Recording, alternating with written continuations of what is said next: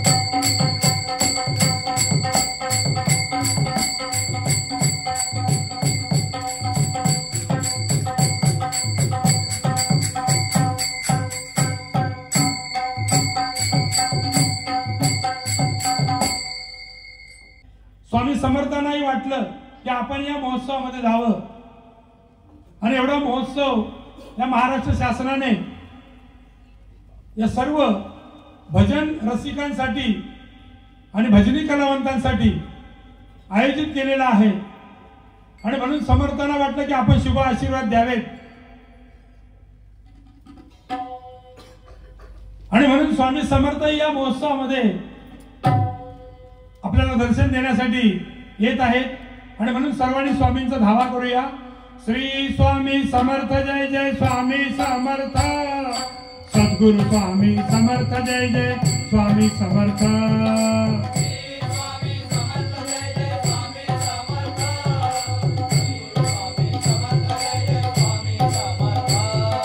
श्री स्वामी समर्थ जय जय स्वामी समर्थ, सद्गुरु स्वामी समर्थ जय जय स्वामी समर्थ। सर्वांनी टाळ्या वाजवा, सर्वांनी स्वामींचं भजन करा। श्री स्वामी समर्थ जय जय स्वामी समर्थ,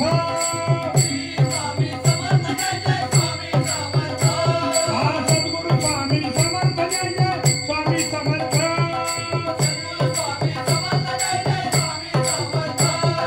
श्री स्वामी समर्थ जय जय स्वामी समर्थ, सद्गुरु स्वामी समर्थ जय जय स्वामी समर्थ।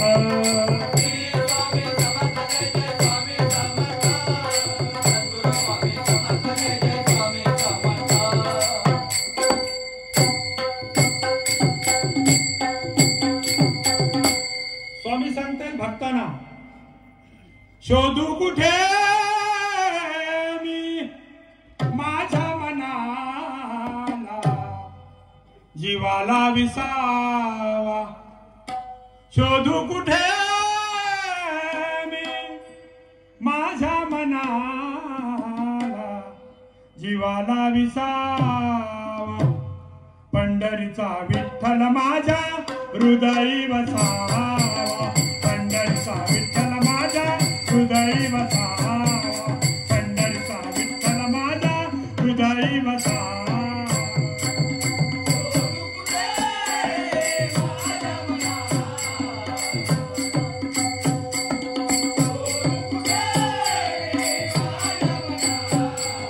जीवाला विसावा,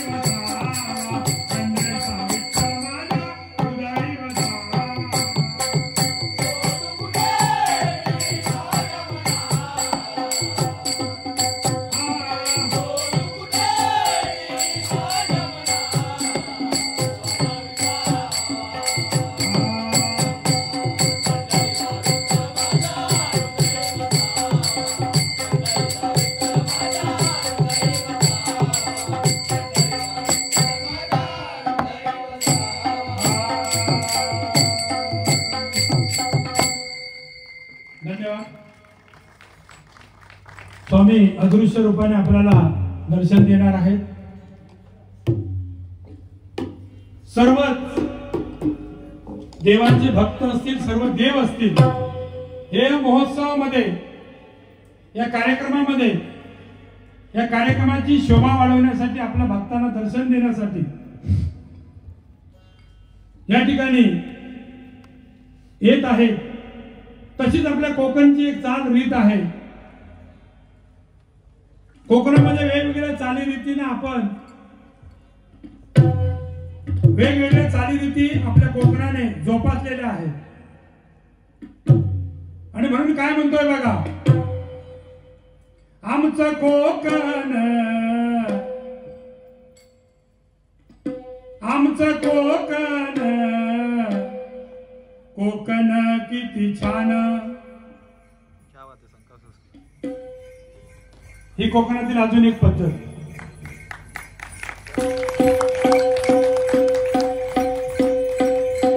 आमचं कोकण, कोकण किती छान.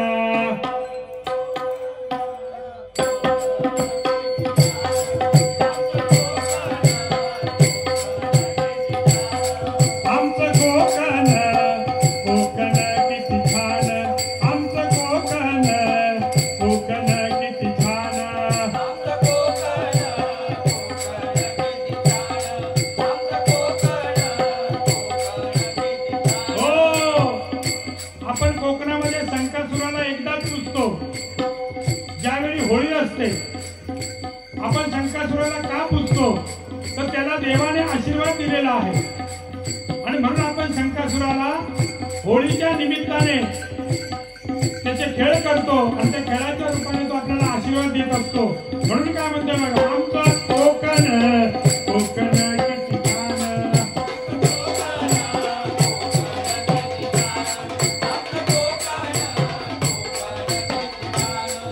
हे महाराष्ट्राचं धन, महाराष्ट्राचं धन,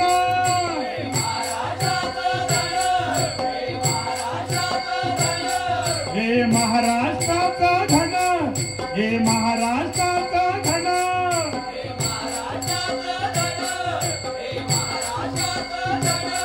जणू काश्मीर नंदनवन.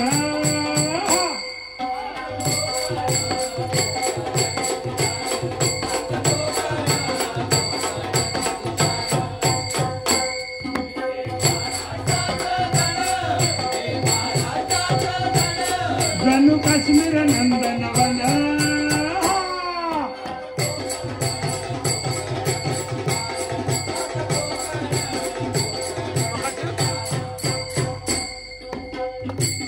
या कोकणच्या चालीरीती आहेत. हे शंकराचे गण आहेत, वेताळ, ज्याचं भजनावरती लक्ष नसेल, जो भजन ऐकत नसेल, जो भजनाचं श्रवण करत नसेल, त्याच्या डोक्यावरती काठी मारण्यासाठी हे शंकराचे गण या ठिकाणी आलेले आहेत. म्हणून काय म्हणतोय बघा, हे महाराष्ट्राचं धन, हे महाराष्ट्राचं धन.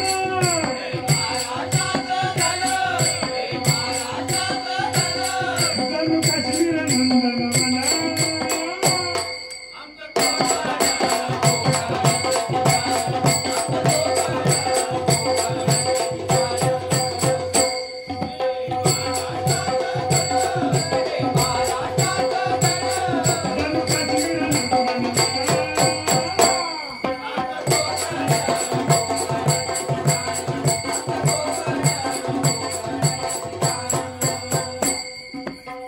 कोकणामध्ये काय जोपासलं जातं बघा,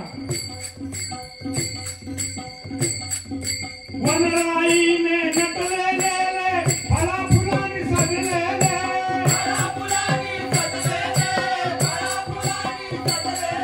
आगावर हाती तांबडी माती, नद्या नाल्यांनी भरलेले,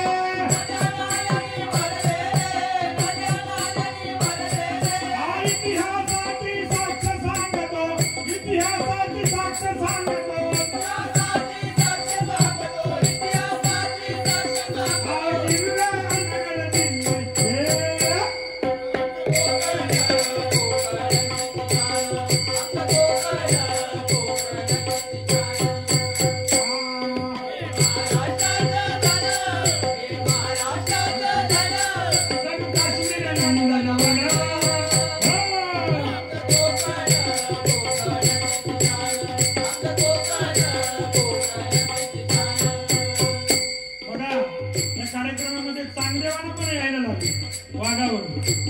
एवढा भक्तीचा महिमा मोठा आहे. चांगले असो या हरिनामामध्ये दंग होत आहे. म्हणून काय म्हणतो बघा, फणस नारळी फणस गोपाळी आंबा कोळी करवंदाची बरसात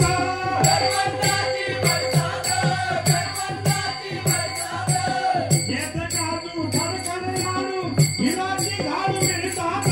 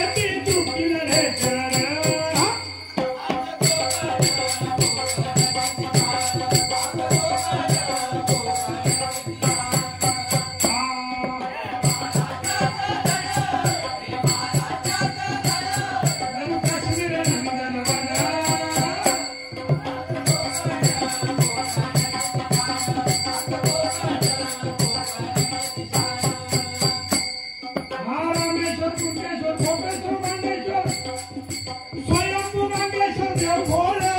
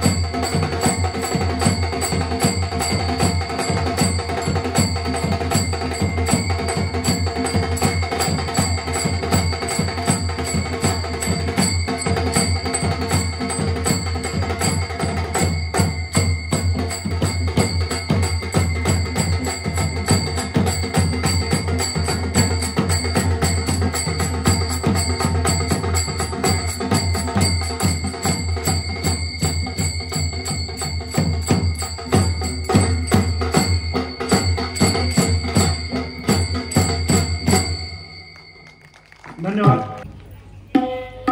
जसे सर्व देवांचे गण भक्त या ठिकाणी महोत्सव आले, तसे कृष्णाची राधा तिला पण वाटलं की आपण जावं आणि या महोत्सवामध्ये लीन व्हावं. कारण कृष्णाच्या मुरलीवरती बेभान झालेली राधा, आणि म्हणून काय म्हणतोय बघा, गोपाळ रानात या गड्यानं तुम्ही, गोपाळ रानात या, कान ढवळ्याला कान पवळ्याला, हे ढवळ्या हे पवळ्या, गोपाळ रानात या गड्यानं तुम्ही, गोपाळ रानात या,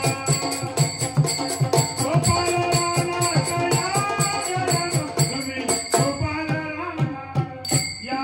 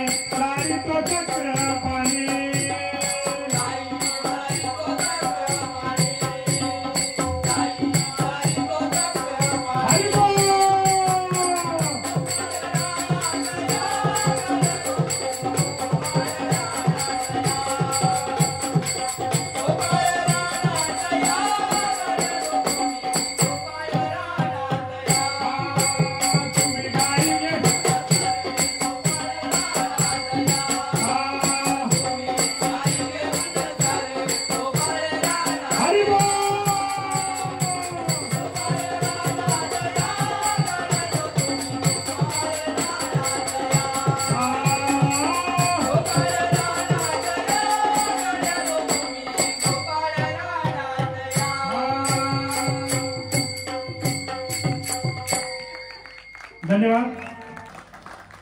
भजनाची सांगता करतो. हेची दान देगा देवा, हेची दान देगा देवा.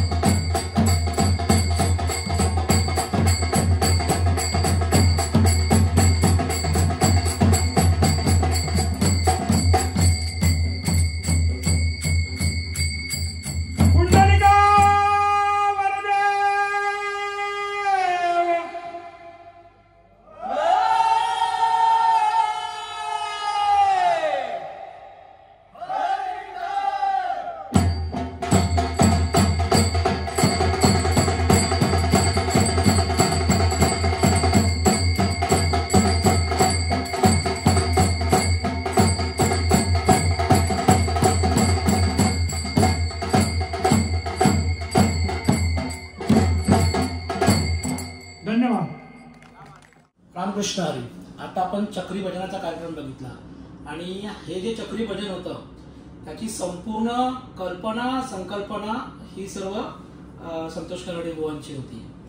तर मग तेच तुम्हाला विचारतो की म्हणजे हे सुचलं कसं की आता जो भजन एका वेगळ्या दिशेला चाललंय त्यात पुन्हा ते जुन्या वळणावरती आणावं आणि मग हे सर्व पात्र अशी उभी करून लोकांना खिळवून ठेवावं. कारण आताच भजनाला लोक टिकणं एका जागेवर बसणं कठीण झालंय. पण आज तुमचा कार्यक्रम बघताना अर्धा पाऊण तास कुणी हल्लं नव्हतं. तर मग ही संकल्पना तुम्हाला सुचली कशी? ही संकल्पना सुचली म्हणजे आता जे काही भजनांची माध्यमं चालू आहेत, भजनाची हे वेगळ्या दिशेला चाललेलं भजन आहे, त्याच्यातून आपण एक वेगळा मार्ग काढावा. म्हणून मला वाटतं भगवंतानेच मला सूचित केलं असावं की या पद्धतीने आपण बाबा एक भजनाचा साज निर्माण करावा. आणि म्हणून त्या पद्धतीने साज निर्माण केला. गेली 2 वर्ष झाली. तर आता तर आम्हाला एवढे कार्यक्रम आहेत, भरपूर कार्यक्रम आहेत. आम्हाला कोण दुसऱ्या संगीत भजन असेल किंवा डबल बारी असेल किंवा 2020 याला कोण बोलतच नाही. प्रत्येकाला चक्री भजन हवं असतं, प्रत्येक कार्यक्रमाला चक्री भजन हवं असतं. आणि एवढं आम्हाला आता मागणी आहे, आम्ही ती लोकांची पूर्ण करू शकत नाही. मला वाटतं पांडुरंगाने जी आपल्याला बुद्धी दिली असं मी तर म्हणेन. हा अतिशय चांगला हा प्रयोग आहे आणि या प्रयोगाला आमच्याकडून खूप खूप शुभेच्छा. आणि तुम्ही जो प्रयोग करताय त्याने येणारी जी पिढी आहे तिला भजन नक्की काय याचं चांगल्या प्रकारे उद्बोधन होईल. आणि तुम्ही जो प्रयोग करताय त्याबद्दल तुम्हाला खूप शुभेच्छा. धन्यवाद. आपण आहोत महाराष्ट्र भजन महोत्सवामध्ये आणि मला वाटतं पहिल्यांदाच असा महोत्सव म्हणजे भजन ही संस्कृती कोकणातून मुंबईत आलेली आहे आणि खूप मोठ्या प्रमाणावरती हा कार्यक्रम केल्याने अतिशय भव्य कार्यक्रम आहे. तर या कार्यक्रमाचे आयोजक आहेत, त्यांच्याकडून आपण माहिती करून घेऊया की नक्की यामागचं प्रयोजन काय होतं आणि कशा प्रकारे त्यांचे लोक अध्यक्ष अखिल भजन सांप्रदाय हितवर्धक मंडळाचे अखिल भजन सांप्रदाय हितवर्धक मंडळाचे अध्यक्ष सन्माननीय लोकरे बुवा आणि मी स्वतः सचिव प्रमोद आर्यन. बुवा सांगतील तुम्हाला थोडक्यात. हा भजनी महोत्सव यावर्षी प्रथमच महाराष्ट्र गव्हर्नमेंटच्या माध्यमातून होतो आहे. विविध प्रकारच्या संस्कृतीचा आणि ह्याचा नेहमीच म्हणजे नाटक म्हणा किंवा कीर्तन महोत्सव किंवा इतर सगळे ज्या कला आहेत त्या प्रत्येकाचे असे महोत्सव होतात. पण भजन मंडळाचं जे महाराष्ट्रामध्ये भजन प्रचलित आहे त्याचा हा भजनी महोत्सव प्रथमच होतोय. त्याबद्दल आम्ही पहिल्यांदा महाराष्ट्र गव्हर्नमेंटच्या सांस्कृतिक मंत्र्यांचे आभार मानतो की ही परंपरा आपण पुढे चालवली पाहिजे. भजनी परंपरा ज्याच्यातून आपल्या भावी पिढी भक्ती मार्गाकडे वळेल आणि आपण काहीतरी एक चांगला त्याच्यातून आपण निष्पन्न करू भक्ती मार्गातून आणि मुलांना सगळ्या चांगल्या मार्गाला लावू, भक्ती मार्गाला लावू ही आमची संकल्पना आम्ही राबवत आहेत आणि त्याला महाराष्ट्र गौर आम्हाला साथ देते. याच्यात त्यांचा आभार मानतो. नक्कीच. मग आता ही जी लोककला आहे कोकणातली ती कुठेतरी अशी लोप पावत चालली होती. म्हणजे की भजन सोडून इतर गोष्टी या गोष्टीमध्ये जास्त होत होत्या. मग आज तुम्ही जो कार्यक्रम भरवलाय त्यामुळे खरंच म्हणजे ही लोकसंस्कृती पुन्हा पुढे येते, जेणेकरून ना गजर आहेत पुन्हा बाकीचे जे आहेत ते अभंग आहेत हे पुन्हा नव्याने येतील आणि ही खरंच तुमच्याकडे पुण्याची संकल्पना असं नाही. असं आहे की तुम्ही म्हणालात की आता भजनाचे हे बदलत स्वरूप बदलत चाललंय. पण आम्ही तेच सांगतो, आम्ही पारंपरिक भजनाचे पाईक आहोत. आम्ही आधुनिक पद्धतीने बदल करणार नाही. कारण हे भक्ती ही एक संस्कृती आहे ना. किती जरी काळ बदलला तरी भक्तीमध्ये बदल होत नाही. इतर समाजात तुम्ही गेलात मुस्लिम किंवा ख्रिश्चन मध्ये त्यांनी भक्ती बदलली नाहीये. माणसं बदलली पण भक्ती बदलली नाही. मग भजनामधून तर का बदलावी? काळानुसार बदलणारा याला भजन म्हणत नाही. हा आमचा मेन उद्देश आहे आणि आम्ही पारंपरिक भजन उचलं पाहिजे महाराष्ट्रामध्ये यासाठी आम्ही हे सगळं करतो. सर्वप्रथम म्हणजे काय भजन महोत्सव हा पहिलाच होतोय. आतापर्यंत सगळ्या कलेला चांगली दाद मिळते, सरकारी दरबारी त्यांना न्याय मिळतो. पण आजपर्यंत आमची भजन कला जी आहे ती उपेक्षित राहिली आणि याच्या अगोदर आम्ही नोव्हेंबरमध्ये एक मोठं अखिल भारतीय भजन संमेलन भरून आणलं आणि ते आमचं एवढं यशस्वी झालं त्याची दाद सरकारने घेतली. साक्षात आमचे सांस्कृतिक मंत्री आपले आशिष शेलार साहेब यांनी आम्हाला भेट देऊन आम्हाला वचन दिलं की तुम्हाला जे काही तुमच्यासाठी गव्हर्नमेंट तर्फे करावं लागेल ते आम्ही करू आणि त्याचं हे आम्हाला फळ मिळालंय. त्यांनी स्वतःहून आम्हाला सांगितलं की हा महोत्सव तुम्ही करायचा आमच्या मंडळाच्या अखिल भारतीय भजन सांप्रदाय हितवर्धक मंडळाच्या वतीने समन्वयाने हा कार्यक्रम घडवून आणला आणि अगदी अल्पावधीत म्हणजे आम्हाला 2 दिवस फक्त मिळाले आणि 2 दिवसात आम्ही तयारी केली आणि याच्यामध्ये आम्हाला भजनाच्या सगळे प्रकार दाखवायचे होते. काल आम्ही आता सर्वप्रथम म्हणजे चक्री भजन दाखवलं, परत आज डबलबारी एक दाखवली, आज आम्ही ही दिंडी भजन आमच्या कोकणात जे चालतं ते दाखवलं. आता आम्ही उद्या एकतारी भजन दाखवणार आहोत. हे म्हणजे सगळे जेवढे भजनाचे प्रकार आहेत तेवढे आम्ही या स्टेजवर दाखवणार आहेत आणि कुठून तरी गव्हर्नमेंटचं आमच्याकडे लक्ष वेधावं. आजपर्यंत ही उपेक्षित राहिलेली कला आम्हाला खरा अर्थाने न्याय मिळावा सरकारचा दरबार हा आमचा हेतू आहे आणि आमच्या पुढच्या भावी पिढीला याच्यातून चांगलं काहीतरी मिळावं. म्हणजे सरकार बाकीच्या कलावंतांना जो काय लाभ मिळतो तो आम्हाला मिळावा. आमच्या कलेला चांगला आमच्या कलावंतांना चांगलं म्हणजे मानधन म्हणा किंवा इतर जे काय हक्क आहे ते आम्हालाही मिळाले पाहिजे. त्याच्यासाठी आमचा प्रयत्न आमचा हा प्रयत्न फक्त आमच्या भावी पिढीसाठी आहे. कारण आमची ही कला ते लोक जोपासणार आहे आणि त्यांना यांच्यातून काहीतरी चांगलं म्हणजे आणि ही कलेचं संवर्धन व्हावं आणि आमच्या भजनी कलावंतांचं संवर्धन व्हावं याच्यासाठी हे सगळे प्रयत्न आहेत. सनातन धर्माचा एक आपण पायिक आहोत. तो धर्म आपण अशा प्रकारे संस्कृती आपण चांगल्या बाजूने जतन करावं हे आम्ही पुढच्या पिढीसाठी एक संदेश देतो आहोत. आता या आमच्या कार्यकारिणीमध्ये म्हणा किंवा आमच्या बरोबर सगळे चांगले सभासद आहेत. आमचे तरुण पिढी एवढ्या जोमाने उतरली आहे आणि आम्हाला एवढी साथ करतात. आता वास्तविक पाहता हे सगळे आम्ही बुजुर्ग म्हणजे हे लोक आमच्या बरोबर जे आहेत ते 75 80च्या घरातले बुवा लोक आहेत आणि त्यांनाही आमची तरुण पिढी चांगली साथ देते आणि त्यांचं योगदान याच्यामध्ये जास्त आहे आमच्यापेक्षा. आम्ही फक्त पाठी उभे आहोत आणि अतिशय चांगलं सहकार्य करतात. प्रवाह धांगडधिंग्याकडे जात असताना तुम्ही प्रवाहाच्या विरोधात केलेलं हे काम आहे आणि तुमच्या ह्या कामाला आई भवानी आणि पांडुरंग खूप खूप यश देव हीच पांडुरंगाची आम्ही प्रार्थना आणि तुमची पण आमच्या चाकरमान्यांच्या वतीने आणि ही जी काय तरुण पिढी आहे ती आता तुमच्या ह्या प्रयत्नामुळे याकडे वळेल. त्याबद्दल तुमचे आभार. धन्यवाद.